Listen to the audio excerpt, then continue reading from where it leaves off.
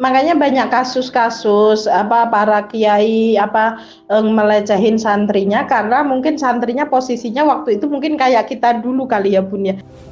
Jadi saat kita dideketin, saat kita itu ya merasanya kita kayak bangga banget, seneng banget, kayak pokoknya bangga banget gitu loh. Benar. Akhirnya kan, akhirnya Ustadz itu mereka namanya laki-laki lihat sesuatu yang baru kan pasti ngeces-ngeces.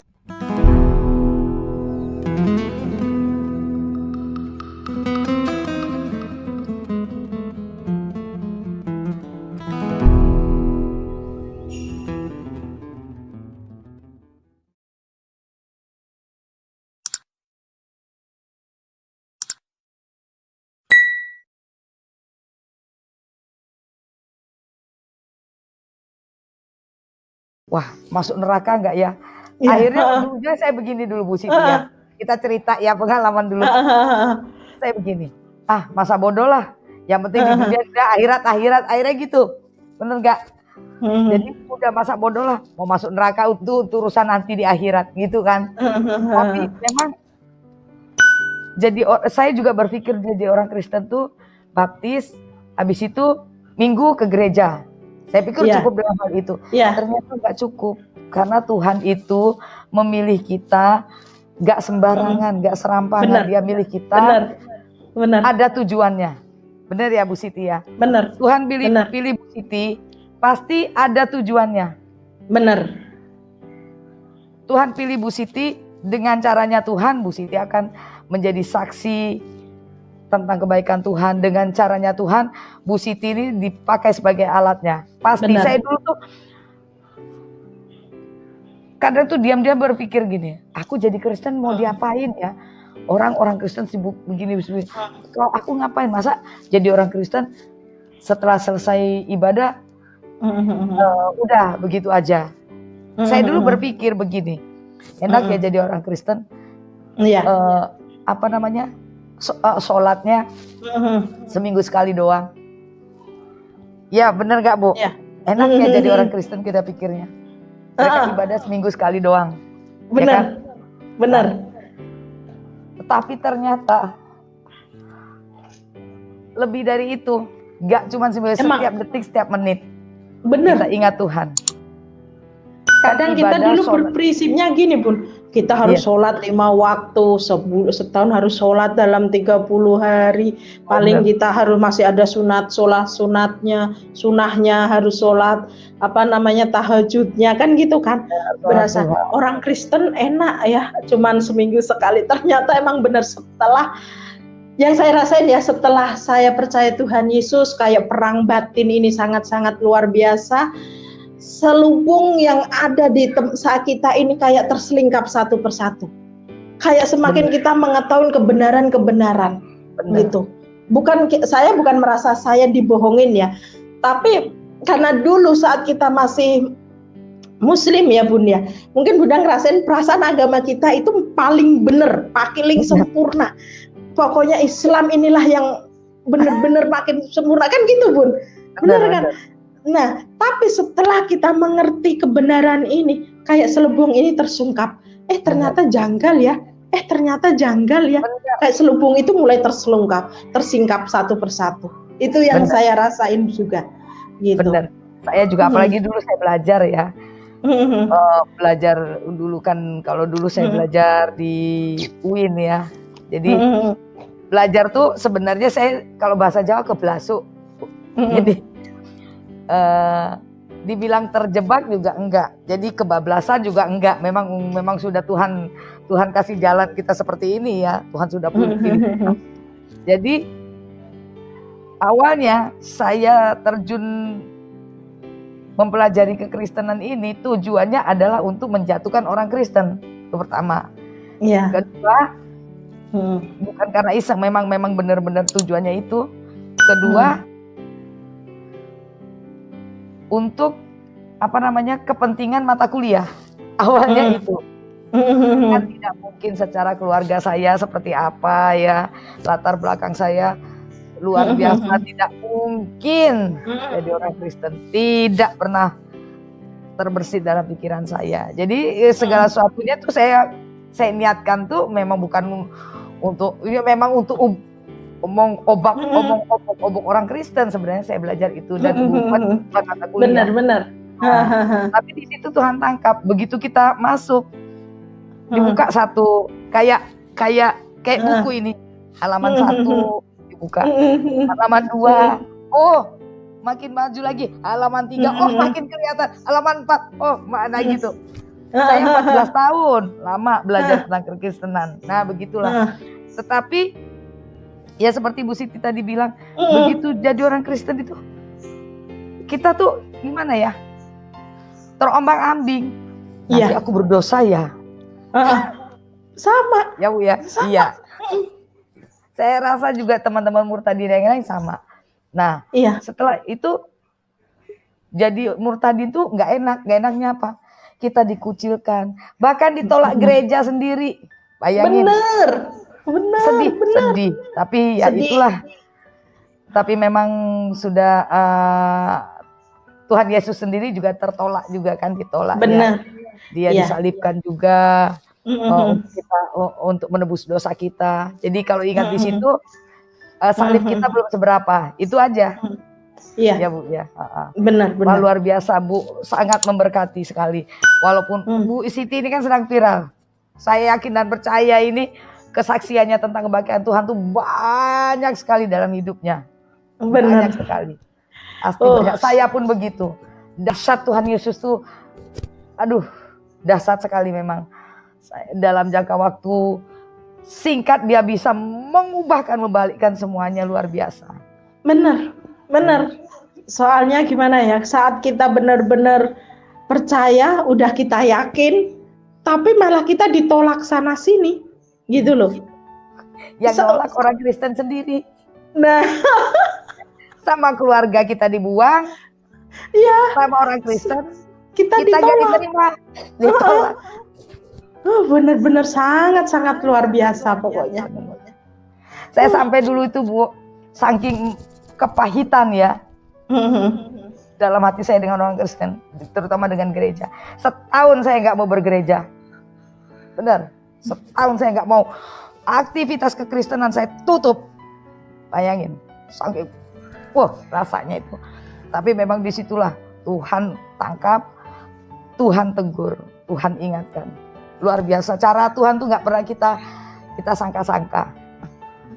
Kalau saya beda Bu. Kalau saya waktu itu pernah dipermalukan sama orang Kristen. Saya bilang nggak apa-apa Bu. Tapi sampai rumah saya nangis gerung-gerung di kamar. Sama. Depan orang nggak apa-apa, bodo amat. Begitu di luar, langsung jos nangis. Wangkelnya itu luar biasa. Habis itu besok aku mulai nggak mau ke gereja. Setahun saya ke gereja. Saya setahun loh bener-bener nggak mau ke gereja. Nggak mau. Tapi memang Tuhan itu, penyertaan Tuhan itu luar biasa. Jadi kita itu ya memang jadi kayak kita murtadin ini ya, kucilkan keluarga. Orang-orang seiman juga takut menampung kita ya. Ya. Dan kesusahan. Karena mereka takut nggak mau kena masalah Bu. Ya, jadi yang heran saya kadang-kadang orang Kristen yang dari lahir itu ini dia sudah nyaman dengan zonanya itu. Jadi tidak kayak kata dalam tempurung lah begitu. Dunia luar. Tapi puji Tuhan kesini-sininya nih luar biasa, banyak apologet ya. Ya, itu sangat-sangat luar biasa itu. Ya, banyak teman-teman juga sesama murtadin yang saling membantu dan menopang. Gitu. Saya melihat kelompok-kelompok ini luar biasa. Saya baru kebuka loh.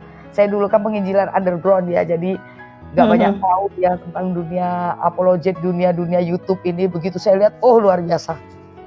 Mungkin karena pandemi ini orang-orang berbondong-bondong di dalam semuanya serba online, media sosial. Online ya. Ya, jadi media online ini bisa menyebar sampai ke seluruh pelosok ya. Ya, benar. Jadi orang cepat tahu gitu. Ini Bu ada yang masuk, kita boleh ya dialog boleh. Ya. Boleh. Ada Bu Aubrey. Nah, ini susahnya nih saya. Nggak bisa menampilkan orangnya, tapi bisa menampilkan ininya. Apa namanya? Suaranya ya. Suaranya. Shalom Bu Aubri. Shalom Umi. Nah, kan ada kan suaranya. Selalu begitu, saya nggak mengerti settingannya. Maklum gaptek saya ini. Tidak apa-apa Ya, Umi. silakan Bu Aubri. Ya, silakan. Shalom. Wah, Sehat. Salam. Luar biasa. Puji Tuhan. Ya, kita trio Murtadin berarti malam ini ya. amin, Ya, amin, Tri. amin. Sehat Ya. Bu Aubri. Puji Tuhan, haleluya, sehat. Umi sehat. Sehat, sehat. Tuhan. Ya tadi benar kata Umi, kata Mbak Siti, dan saya pun merasakan ketika kita menerima Tuhan Yesus itu pasti ada gejolak di dalam hati. Benar. Gejolak yang mana yang lama ini, yang baru ini kan mau masuk ya. Iya. Yang baru mau masuk, yang lama nih merasa terguncang di dalam hati. Iya, benar. Jadi peperangan di dalam batin itu pasti ada. Nah, ketika saya merasakan itu juga sama, saya juga singkat cerita karena memang dari mimpi meninggal diangkat ke akhirat. Oh, seperti itu. Nah, jadi memang perjumpaan langsung dengan Tuhan Yesus, dan Tuhan Yesus itu mukanya bercahaya. Jadi ketika mereka fitnah saya, kok Yesus kok mukanya begini, tidak ada. Tuhan Yesus itu mukanya bercahaya, intinya itu. Benar. Dan damai kasih sejahteranya dia itu memang hati yang bisa merasakan itu. Benar. Ketika itu juga Umi sama begitu waktu saya sebelum dapat mimpi itu Umi ya, saya juga sama punya pikiran. Kalau dulu kan di iman yang sana kita punya pemikiran kayak gini ya, nanti saya dapat siksa akhirat, dapat siksa kubur kan gitu. Benar. Iya, benar. Belum nyampe ke akhirat, di dalam kubur juga kita dapat siksa kubur kan gitu dulu kayak gitu. Benar. Sama. Nah, sekarang gini, maaf nih saya potong nih. Lebih lucunya gini, kalau kita ini orang Jawa ya, mungkin saya bahasa Arab ditanya man robuka Allah, kan gitu kan tahu lah. Lah yang nggak tahu bahasa Arab nih tanya man robuka, opo kuwi aku ora mudeng lah digebukin terus. Yang lucu katanya kan Allah Maha tahu. Ya. Iya. Masa mau tanya-tanya lagi siapa Tuhan? Iya kan dia udah tahu Tuhan kita, kan masih ditanya aja lagi. Nah, udah tahu gitu, nanyanya pakai bahasa Arab. Lah kalau dia nggak bisa bahasa Arab kayak kita orang Jawa, ditanya man robuka, omong opo kowe lagi gebukin mur terus.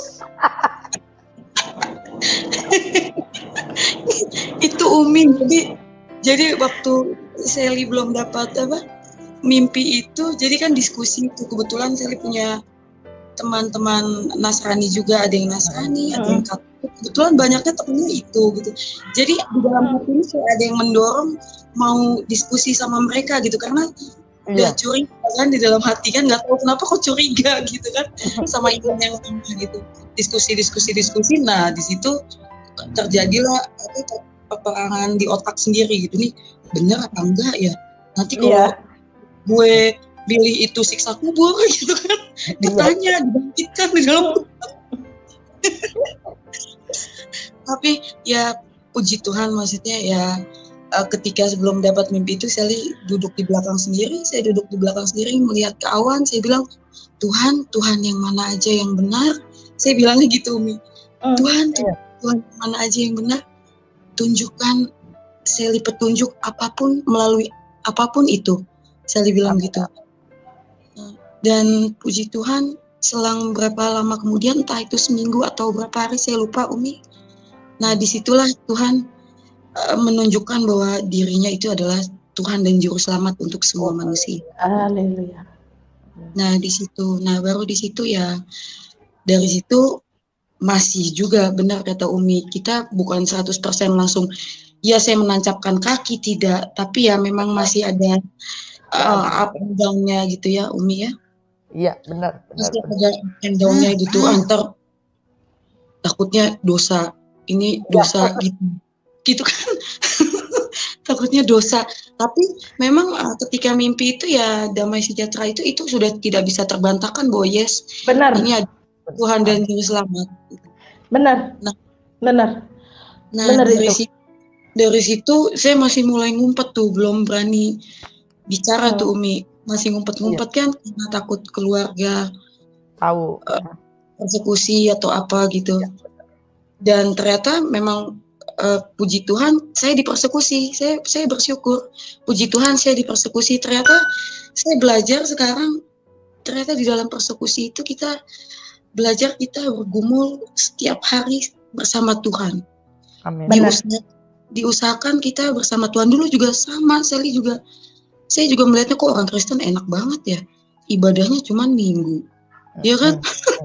Kalau di tempat saya dulu sholat 5 waktu, belum sunahnya, belum wirid, ya kan Umi, belum yang lain-lain gitu. Nah tapi saya belajar ternyata ini sangat berbeda, justru sangat serius itu bergumul itu ya di dalam Tuhan Yesus.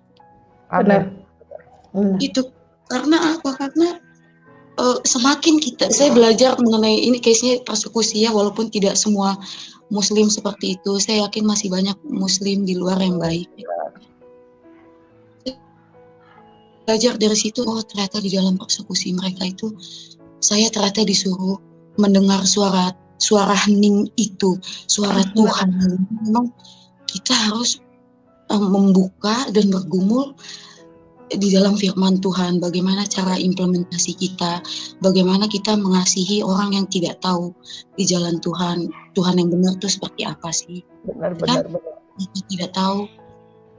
Waktu itu papa mama langsung marah, jelas penolakan itu. Semua saudara mereka sekarang semua sudah tidak pernah menganggap saya anak ataupun keponakan ataupun saudara. Tapi bagi saya bersyukur. Karena apa? Karena disitulah kesempatan saya untuk saya bisa dekat, bisa mengadu apapun itu, berserah diri, pasrah di dalam Tuhan. Karena begini, ketika saya belajar gini Umi, ketika saya mengandalkan manusia, saya tidak bisa. Tetapi ketika saya mengandalkan Tuhan, pasti Tuhan yang setia. Amin. Itu ketika kita mengandalkan Tuhan, pasti Tuhan yang setia. Karena Tuhan sudah berjanji bahwa Roh Kudus akan membantu kita sampai nanti. Pasti itu. Amin, pasti. Nah, Ibu Siti, gimana cerita kehidupan di sana, negara tetangga? Kalau negara tetangga itu Malaysia, Singapura, Bu. Kalau sana itu nggak tahu negara. Nah gini, tetangga jauh dideketin itu kali. Iya. Gitu. Yang diagung. Padahal kehidupan di sana itu sangatlah luar biasa. Menurut saya bejat ya, apalagi menganggap kita para TKW yang di sana itu ya hanya pemuas seksnya aja, karena di sana kan sistemnya perbudakan. Nah berarti kalau budak kan boleh diapain saja, boleh ditidurin sama majikan laki juga. Halal ada dalilnya. Nah disitulah kita di sana itu kayak nggak ada harganya. Udah disuruh ngelayanin bapaknya, disuruh ngelayanin anaknya pula, kan gitu kan. Kalau nggak ada majikan perempuan, keluar dari kamar mandi aja udah bulet, nggak pakai apapun. Benar-benar kita perempuan di sana itu nggak ada harganya. Bahkan di sana pun punya istri 5, itu satu rumah, cuman beda kamar gitu. Untung ya beda kamar, nggak satu kamar disuruh tidur barengan gitu. Jadi di sana kehidupan gitu loh. Jadi di sini saya bukan menjelek-jelekin sana sini ya, biar masyarakat mengerti kehidupan di sana itu kayak gitu. Yang kalian agung-agungkan, yang kalian itu tuh di sana itu, kalau kalian mau tahu ya kehidupan di sana ya, nggak usah jauh-jauh. Kafil saya, customer saya, kafil saya, majikan saya sendiri, adiknya aja punya istri 5. Yang muda, istri yang kelima umurnya di bawah saya. Kalau saya sekarang umur 34, waktu itu berapa? Pokoknya dia itu mungkin baru umur 25 tahun. Itu suaminya aja udah aki-aki, itu istri kelima, tahu mau gitu. Dan itu pun satu rumah dari istri pertama, kedua, ketiga, keempat, itu satu rumah gitu loh. Ya, di sana orang sana kan nggak ada rumahnya yang nggak tingkat, pasti di sana tingkat 3, tingkat 4. Nah di situ di bawah itu istilah munggalat, apa ya namanya majlis gitu ya. Itu khusus di bawah, atas itu udah nanti kamar anak-anak, kamar-kamar mereka. Sana istri kedua, ketiga, keempat, kelima, udah cuman itu kadang kamarnya hadap-hadapan gitu. Dan di sana itu banyak anak, nanti anaknya juga udah punya istri kedua, ketiga, keempat, dan itu pun satu rumah gitu. Di sana udah hal kayak gitu kayak udah hal yang biasa. Nanti makan siang bareng-bareng satu nampan, makan siang bareng-bareng, kayak gitu. Keadaan di sana itu kayak gitu loh. Jadi kita makan, istri pertama, istri kedua itu makan bareng-bareng di situ. Terus sisanya nanti baru buat makan para pembantu untuk kehidupan di sana. Jadi saudaraku di sini, bukalah mata kalian, sesungguhnya kehidupan yang kalian agung-agungkan di sana itu kayak gitu loh. Dan kalian berpikir di sana apa unta haram atau apa? Di sana tiap hari makanannya daging unta. Kalau saudara mau tahu, di sana itu. Gitu. Kalian di sini sholat 5 kali, wudhu 5 kali. Di sana mah belum tentu. Orang sana kalau belum 1 minggu belum mandi. Kalau saudara mau tahu. Nah, dan andai kata kalian mau tahu ya saudaraku, orang sana kalau wudhu, sholat subuh aja itu kalau ingat.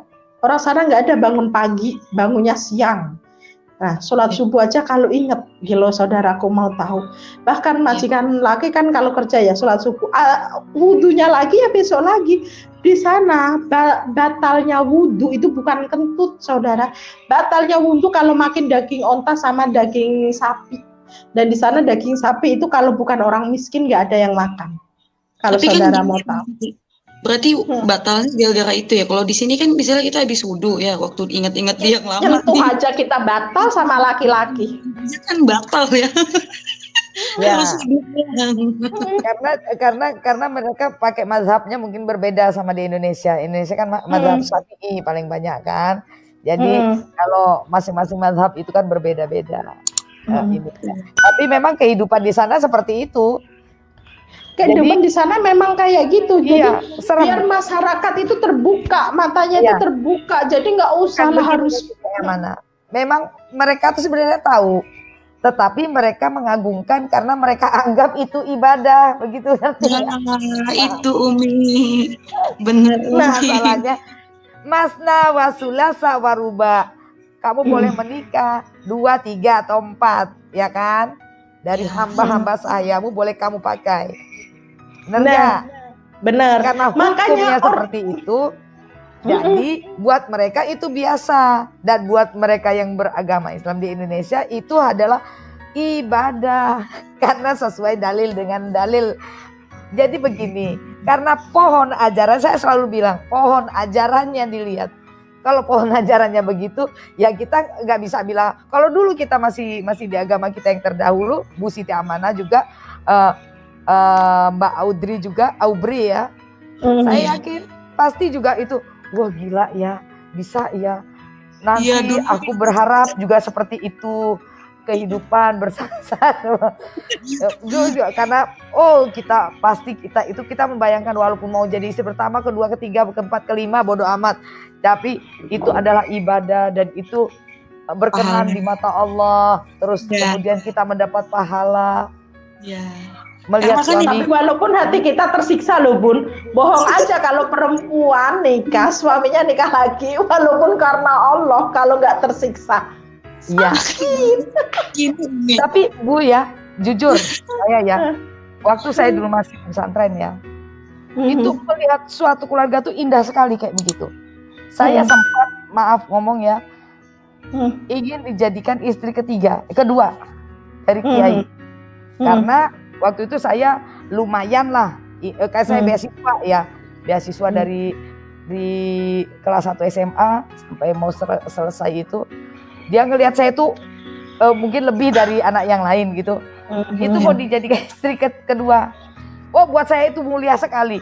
Tapi bapak saya, walaupun beliau, buya saya itu walaupun beliau seorang yang luar biasa ya, menjalankan orang Islam yang luar biasa. Keluarga saya tuh keluarga yang dia cukup tokoh agama, kemudian juga keturunan yang luar biasa, tetap tidak boleh anaknya menjadi istri kedua, ketiga dan seterusnya. Bayangkan. Jadi lucu-lucuan buat saya kalau ingat begitu. Saya pikir kok jadi aneh sendiri ya. Sedangkan kayak kita dulu kita merasa bodoh banget gitu loh, Bu. Jadi ketawa sendiri kan. Dulu tuh saya dulu kayaknya iya. Benar aja. Benar. Jadi lucu kan dulu. Kalau ingat dulu tuh ketawa sendiri sekarang. Soalnya saya tuh kan buat kami santri, kalau dijadikan istri kiai itu luar biasa bangganya. Berarti ada sesuatu yang menjadi kiai itu tertarik gitu loh. Berarti kita memiliki suatu kelebihan, entah cantik rupanya lah, entah ininya. Yang biasa kiai ngambil yang pinter-pinter kan. Menjadi kebanggaan. Walau istri kedua, ketiga, keempat bodo amat, yang penting kita bangga gitu. Bapak saya marah-marah, saya langsung mau dicabut dari situ pesantren. Padahal wah luar biasa, itu bapak saya marah-marah. Kamu nggak boleh lagi karena dia melamar saya. Lah, kalau dipikir saat ini, pertama kenapa gua mau ya? Kedua, bapak ke saya kenapa marah-marah? Padahal itu kan diperintahkan di dalam kitab mereka. Jadi dua hal yang bertentangan. Saya bingung juga. Sekarang baru saat saya udah jadi petobat baru tuh baru kepikiran, kebuka pikiran. Oh begini. Jadi segala sesuatu yang dulu saya pikir baik itu menjadi lelucon dalam hidup saya sekarang ini. Benar ya Bu ya? Benar. Jadi ketawa sendiri. Makanya ya kan Mbak Ubri ya, banyak sekali lelucon yang kita pikir saat ini jadi lelucon buat kita. Kok dulu aku bego banget ya? Iya, merasa kita tuh bego banget. Makanya saya tuh juga dulu, saya kalau di pesantren gitu kan, kebetulan itu kan milik keluarga ya, kebetulan. Nah, kayak kita itu kalau udah di depan kiai lain atau ustadz lain itu, apalagi kita itu kayaknya kita aduh gitu ya Bun ya.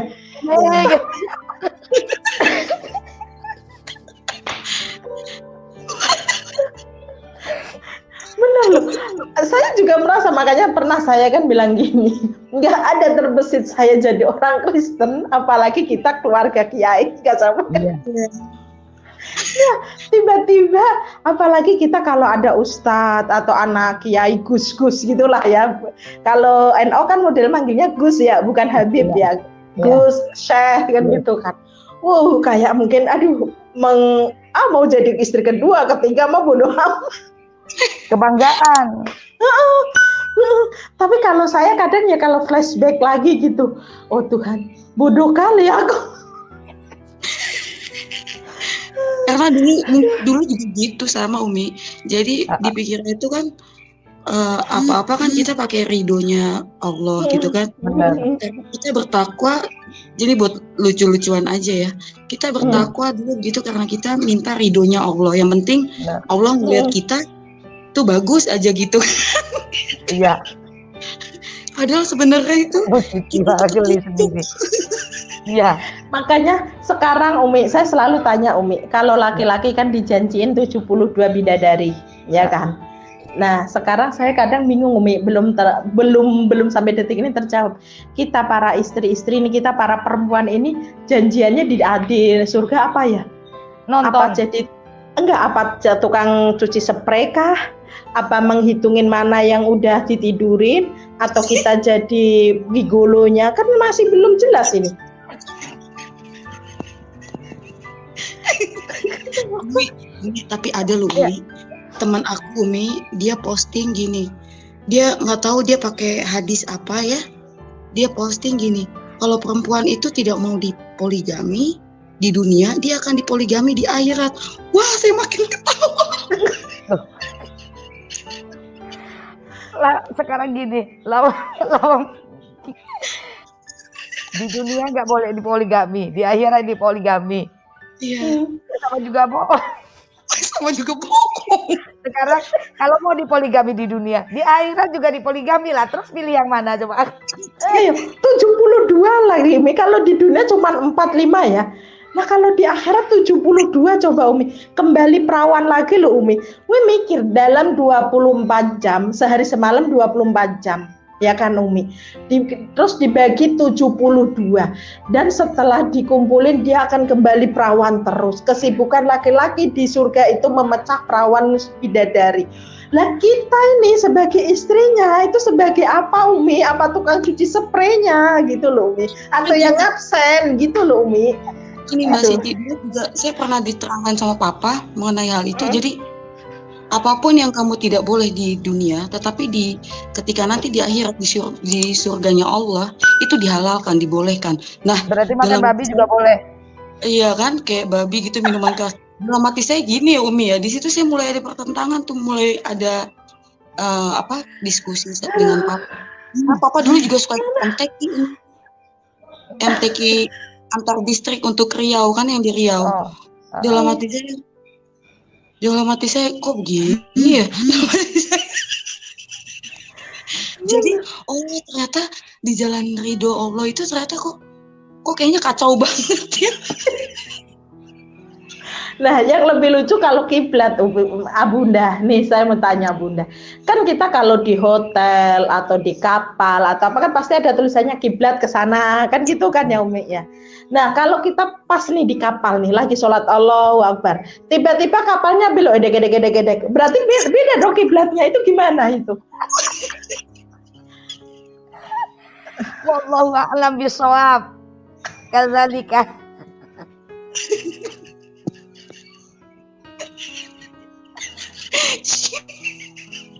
Umi ketawa terus, aku jadi ketawa. Lah, ya bener dong kalau kita di dua warung bun Arafat. Jadi dia dan Tuhan aja yang tahu. Iya kan katanya kita sholat harus kiblat. Itu yang belum masuk di akal saya itu. Kita harus menghadap ke kiblat. Nah, saat kita sholat di kapal, Allahu Akbar, ternyata kapal itu harus belok gede. Ya berarti sholat kita juga belok dong, nggak ke kiblat kan? Nah, itu gimana? Ya mereka selalu bilang kan, wallahu a'lam bishawab, hanya Allah yang bisa ini, yang tahu kan. Allahnya aja nggak tahu. Dan gini dulu lucu loh. Tapi di dalam tafsir mereka juga ada yang begini. Jadi iman yang paling tinggi itu di tingkatan untuk para kaum sufi, karena kebetulan Papa kan keluarga kan ada pesantren di Jawa Barat kan. Jadi menurut mereka itu tingkatan yang paling tinggi itu ketika kamu sholat, ketika bibir kamu mengucap lafaz Arab, tetapi ketika di hati kamu itu langsung Indonesianya. Nah, di situ saya langsung bingung tuh. Wah, welah susah banget ya. Kayaknya, jadi tingkatan yang paling yang paling baik itu untuk menjadi seorang muslim atau muslimah yang baik itu, pengikut Allah yang baik itu, ternyata ketika ibadah itu, terutama takwa dalam ibadah sholat ya, di bibir itu mengucap lafaznya Arab, tetapi ketika di hati itu harus langsung bareng sama Indonesia. Saya itu pernah nyobain Umi, beneran. Itu sih kayak orang gila, itu saya cukup kuat hanya 2 hari aja. Itu waktu di sana ya. Selebihnya saya nyerah, saya nggak kuat. Kalau saya gini yang lebih lucu, katanya kalau kita sholat kan air wudhu bekas muka kita kan nggak boleh dilap, harus tetap basah dulu kata Ustadz saya kan. Karena saat kita sholat yang menandakan sujud kita tadi yang pertama itu kita harus di situ. Nah kalau saya kan udah sujud pertama gitu kan udah nempel kan udah kering ya.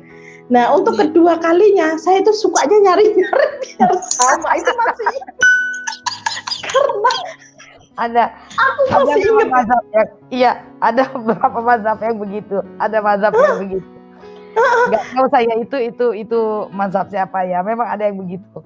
Jadi Ada. Jadi jidat kita itu apa kan kita wudhu kan tetap basah dong, sholat nggak boleh dilap itu. Nah saat nempel itu kan basah, itu basah di sajadah itu untuk tandanya kalau itu yang pertama. Jadi yang kedua ketiga harus ke situ. Nah kalau udah kering, apalagi cuman wudhu kan sedikit, mungkin udah kena mukena perempuan. Saya tuh gusur-gusur jidat saya untuk nyari yang pertama itu. Masih ingat aku itu kelakuan saya. Udah ingat aja itu. Ustadznya yang lucu berarti. Tapi memang ada mazhab yang kan mereka ini kan beda-beda, nggak usah begitu. Takbiratul ihram kalau Bu Siti kan udah pernah di sana ya. Orang sana tuh beda-beda. Kalau Indonesia kan ada yang begini. Kalau di sana tuh ada yang begini doang ya, yang di bawah pusar gini. Ada yang begini. Benar. Pasti kalau udah ke Arab Saudi melihat yang udah pernah umroh, udah pernah ke Mekah, ada yang di sini. Kalau kita kan begini ya, ada yang di sini. Ada yang di sini. Ada yang bahkan begini berdiri doang. Ada yang biasa gini berdiri aja ada gitu. Jadi itu sesuai dengan mazhabnya mereka masing-masing. Jadi nggak ada ketentuan yang pasti gitu loh. Wudu juga kan beda-beda. Ada yang harus pakai apa namanya? Saya lupa ya. Mencuci hidung dulu, terus telapak tangan, terus kumur-kumur, baru nanti muka, 2 telapak tangan, ini, seingat saya kaki, selesai. Ada yang tidak perlu kuping, jidat langsung kaki, ada yang begitu, macam-macam. Wudu mereka beda-beda. Ya karena kan sesuai dengan mazhabnya mereka masing-masing, mazhab yang mereka yang mereka percayai itu, yang mereka apa namanya? Yang mereka yakini lah gitu. Nah jadi patokannya nggak pasti. Nah ini Bun, kalau waktu saya umroh ini Bun, ingat saya kan kata mereka kalau kita sholat 2 rakaat di depan pintu Ka'bah, ya kan, itu sunnah kan, doa kita akan terkabulkan. Akan diijabah. Nah waktu itu kan setelah saya umroh, saya kan dijamah sama Tuhan Yesus kan. Perasaan dulu kan nggak mudeng istilah damai sejahtera, taunya nyaman ya. Apalagi saya masih muda waktu itu. Saya itu sholat di depan pintu Ka'bah, tahu nggak doanya saya apa? Ya Allah, saya mau ketemu seorang laki-laki yang ganteng kayak di mimpi itu. Padahal mimpi itu Tuhan Yesus tahu. Ketemu tenanan.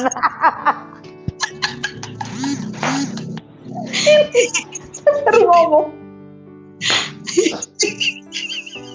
Aku kalau ingat, saya kalau tak ingat-ingat ya Tuhan, bodoh kali saya. Ya Allah, saya tuh doanya gini, ya Allah, saya pengen ketemu lagi sama laki-laki yang ganteng kayak di mimpi saya, yang bikin saya nyaman. Kan laki perempuan kan kalau udah nyaman kan, Bu. Ternyata bener loh, ketemu Tuhan Yesus kan. Ternyata doa saya dijabah. Terjabah sama Allah SWT ketemu Tuhan Yesus. Iya benar itu. Memang udah doanya. Mintanya kan nyaman kan? Iya. Kita tuh kalau ingat zaman kita dulu tuh suka ketawa sendiri. Ketika ternyata ya ampun Tuhan Yesus. Ternyata aku dulu goblok begini ya. Ternyata ya apalagi kita yang dari pesantren, saya dari pesantren gitu ya. Itu kan ada ya, kalau kita itu ya, kalau di tempat saya kan memang agak-agak keras ya keislamannya di pesantren saya itu buat apa ya, kalau saya ingat sekarang itu geli sendiri gitu loh, betapa ya kayak misalnya Bu Siti tadi bilang mereka meniduri budak segala macam, meniduri TKI, TKW itu menurut mereka biasa karena apa? Dalil mereka kan jelas hamba sahaya, kan hamba sahaya itu budak, itu boleh ditiduri, itu boleh dipakai tanpa dinikahi. Makanya kita nggak bisa mengelak gitu loh, maksudnya nggak bisa